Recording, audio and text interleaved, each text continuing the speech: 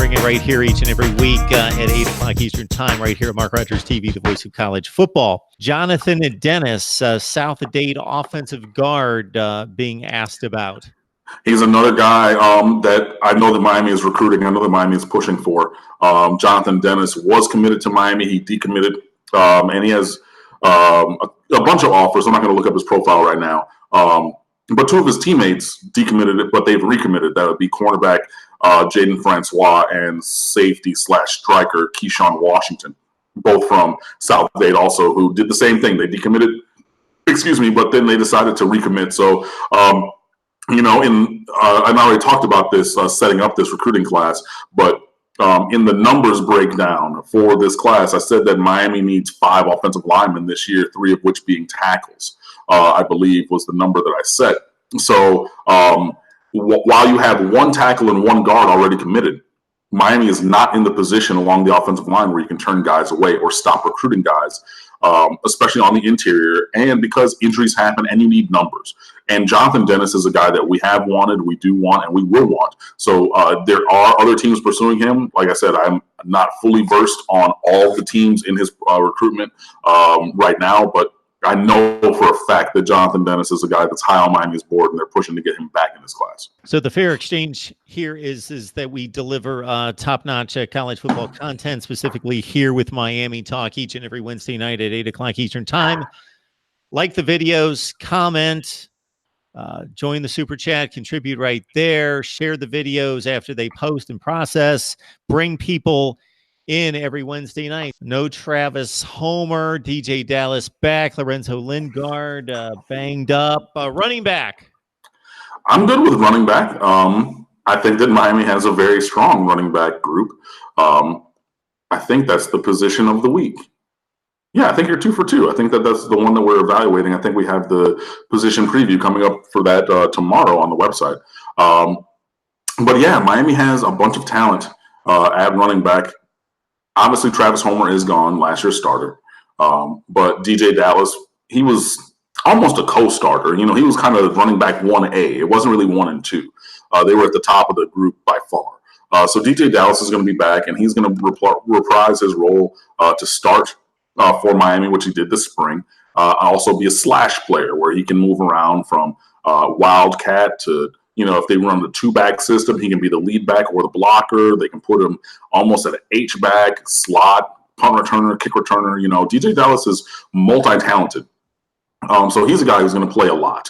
Number 13, DJ Dallas, one of my favorite Hurricanes, the ambassador from a couple recruiting classes ago. Now in his junior year, so he's an upperclassman now, which is kind of crazy. But yeah, so he's going to be your starter, probably. Cam Harris, changed his name, Cameron Harris is going to be your he could push for starting job as a sophomore. Cameron Harris, that is. But he came on late in the year after Lorenzo Lingard's injury, and he showed some real burst and some real flashes to give people, the thought that Cameron Harris might even be the better option to start from day one this year. And when you have a guy of DJ Dallas's caliber, and then you're talking about a true freshman who's going to be a true sophomore, who was not an early enrollee last year, saying he could be as good as or better than Dallas right now, Cameron Harris, that's pretty dope. So that's the kind of talent you're talking about, where Cameron Harris was the other back in last year's recruiting class, because everybody's All-American 5-star was Lorenzo Lingard, who's working his way back from a knee injury. And I just saw pictures from the last football camp last weekend on campus at Miami. And Lorenzo Lingard has been in the weight room. Boy, like his arms and shoulders, like the show muscles are much larger.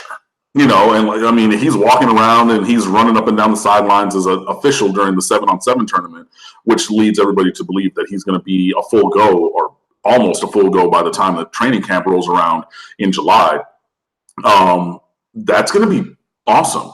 So you have a 5-star All-American in Lorenzo Lingard, who could be your number 3 running back this year, behind Cameron Harris and DJ Dallas, or all 3 of them in some kind of grouping at the top, just rotating, going with the hot hand, splitting carries.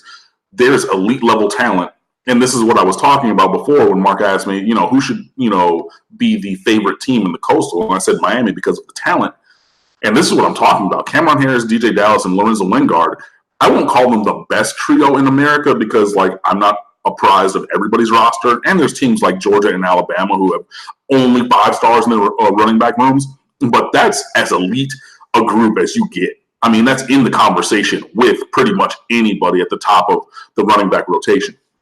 Now, insofar as fullback, you have the 2018 recruiting class's #1 fullback nationally. That's Realus George from Pace Academy in Atlanta, Georgia.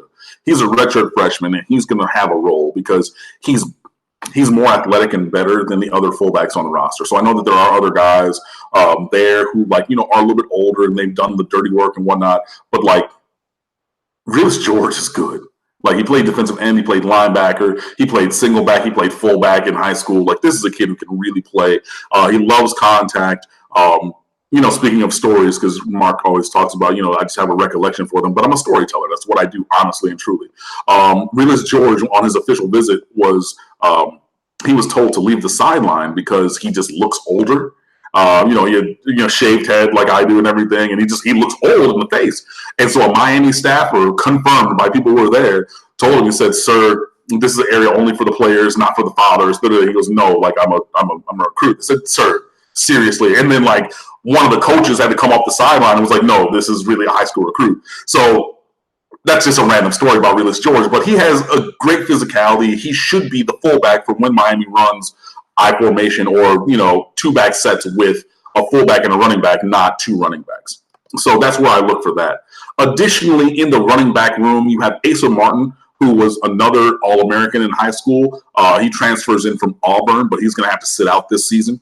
And he has said, and Miami have said, they are not seeking a waiver for Asa Martin to be immediately eligible. So I take them at their word on that, because we probably would have heard about that if they were either putting in a waiver application or with a decision, because even the ones that had a decision, like Luke Ford, the tight end, he had a decision rendered, appealed that decision, and then had that appeal ruled upon, and we heard about that. So Asa Martin's not going to play, but he's another All-American type caliber back who's in the running back room for the future.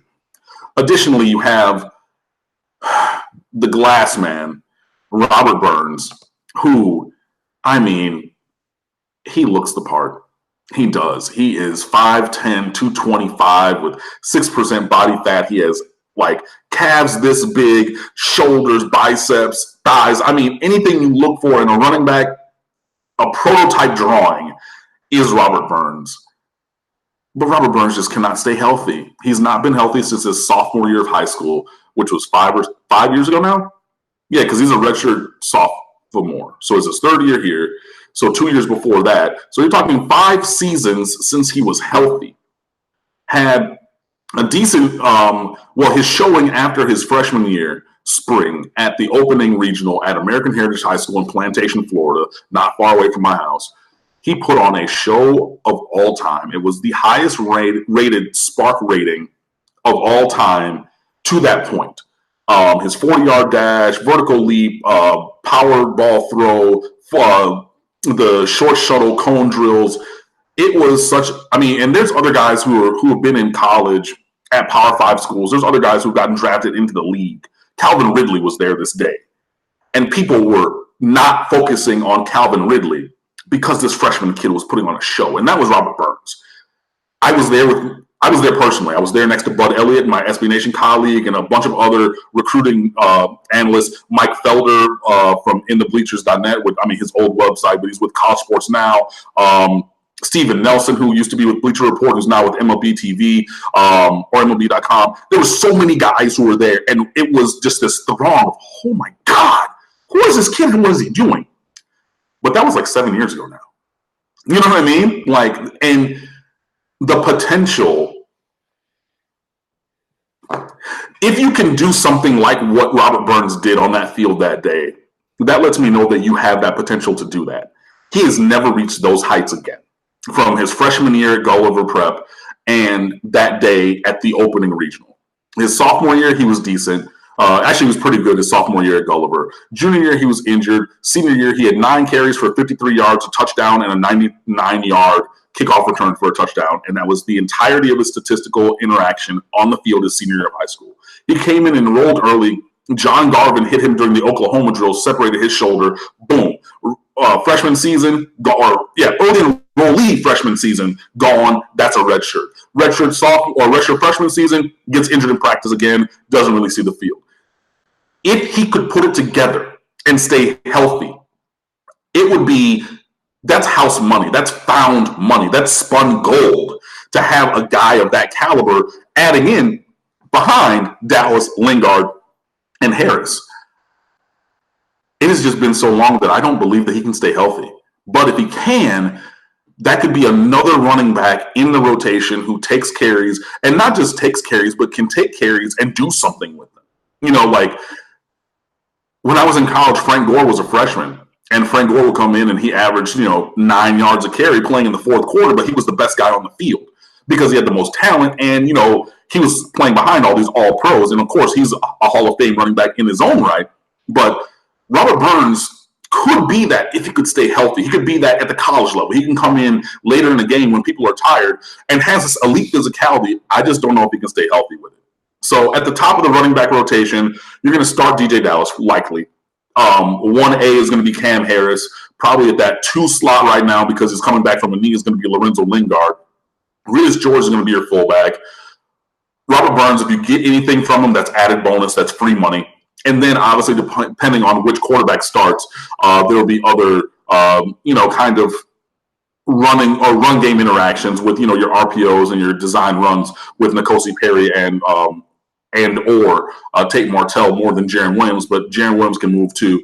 And I think you're going to see more end arounds and those jet sweep touch passes, which are effectively run plays also. So, yeah, I mean, Miami does have very good talent at the running back position, and depending on the scheme and the other guys who get involved, there could be even other players, even additional players to help them out in the run game pursuits for this year.